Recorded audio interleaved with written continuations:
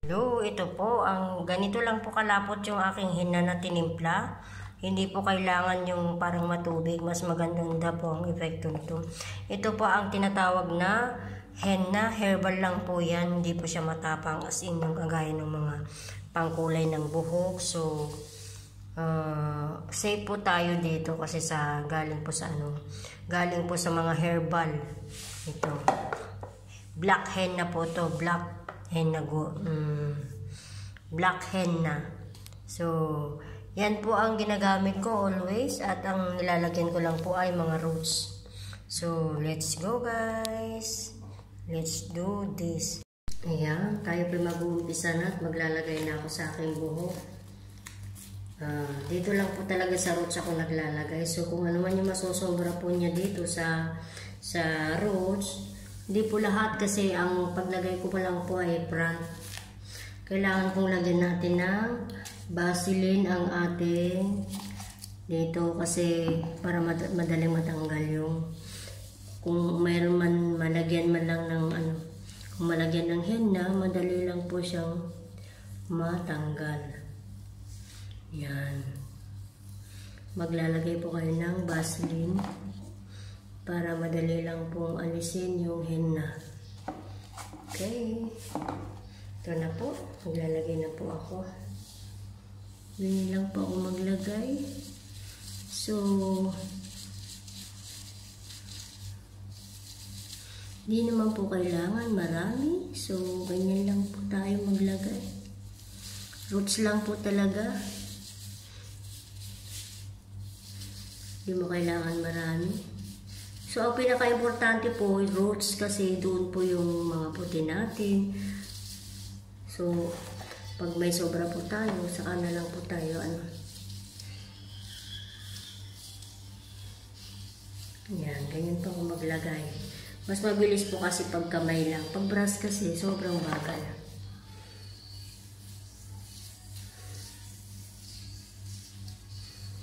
O, diba? Lalagyan nyo po itong kamay nyo. Yan. Pag sanay na po kayong maglagay, hindi po siya mahirap. O, diba? Diba? Ang pinaka-importante po talaga, ang main po na lalagyan nyo muna is dito sa harap. The rest na lang po yung likod. Ganyan lang po. Diba?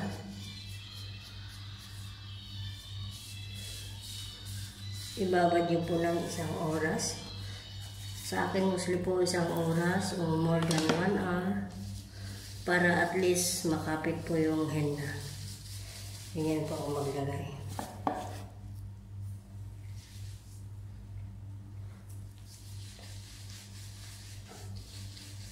Mas mabilis po siya. Diba? Hindi mo mo kailangan lahat, islagyan mo. Basta lang yung pinaka-importante talang yung sa harapan po. Sa harapan.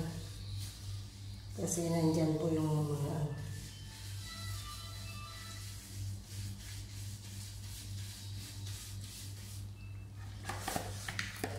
Yan. O diba, mabilis lang po. Kahit hindi po nyo nakikita, maglagay lang kayo dyan sa kamay nyo. Kung marunong na po kayo at palagi na kayo naglalagay, so mabilis na lang po siya maglagay.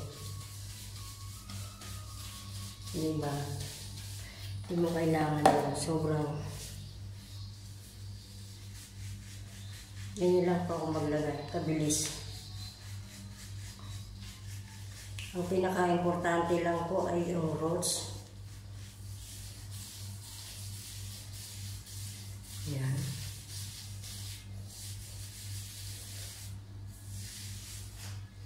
Tapos, ang ginagawa ko po, pag nakalagay na ako, minsan inisprehan ko po pa ng tubig yan. Para mabasa ulit yung henna kasi nagdadry na siya.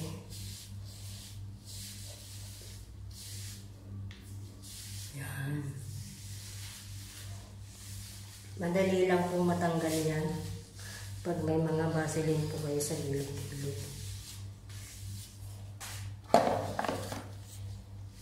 Murang-mura lang po ang henna dito eh. Sa atin, 20 pesos, madali lang siyang matanggal. Ito matagal.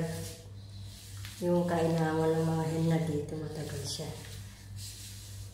Depende po sa tagal yung ibabad yung buhok nyo. Ibabad nyo po ng matagal yung buhok nyo. Kung pwede, 1 hour mahigit. Para mas maganda yung epekto niya. Ayan. Pero ang sa akin po, ang pinaka marami akong maglagay, dito sa harap po. Yan. Diyan po sa harap talaga yung aking nilalagyan.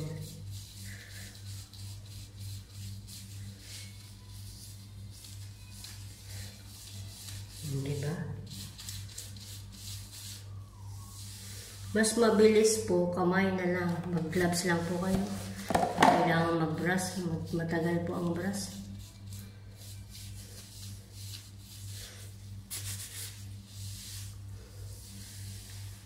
Ayan. Okay na. Diba? Okay na. Tapos ngayon, yung aking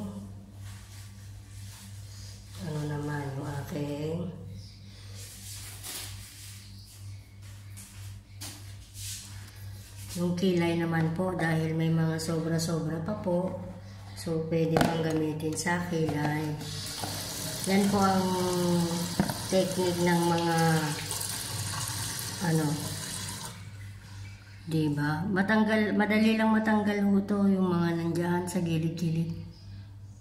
Ayan.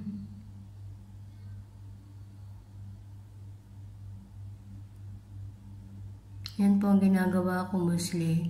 Kung may sobra ako, dahil hindi ako nagkikilay. So maganda po. Nagiging black po yung kilay nyo. Hindi nung guhit-guhit pa.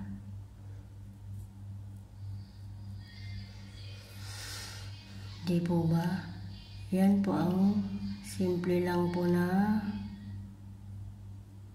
paano po maghehenna. Okay. Yan.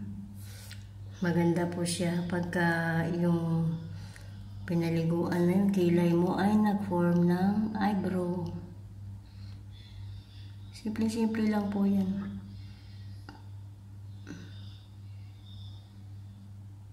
Diba?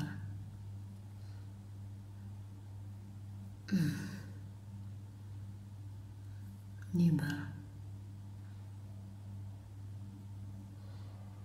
Ito po ay napakaganda. Madali po siya. Okay. Tapos na po. Salamat. Tingnan na lang natin yung result niya mamaya. Baboy.